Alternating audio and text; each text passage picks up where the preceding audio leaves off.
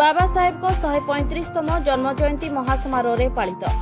कलाहांडी जिला लांजीगढ़ ब्लॉक मुख्यालय विश्वनाथपुर रे बीआर आंबेडकर को 135तम जन्म जयंती महासमारोह पालित हो जाइछि।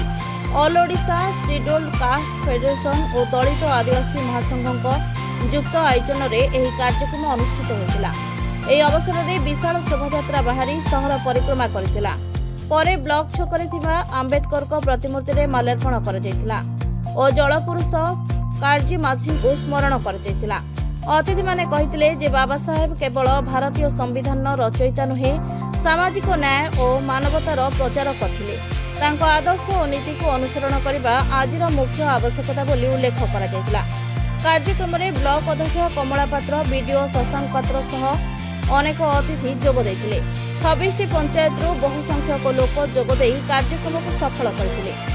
लांजीगढ़ ब्लॉकर विभिन्न अंचल में बाबा साहेब को जन्म जयंती उत्साह सह पालन करा जायतिला। लांजीगढ़ रमेश चंद्र नायक रिपोर्ट श्रीक्षेत्र लाइव।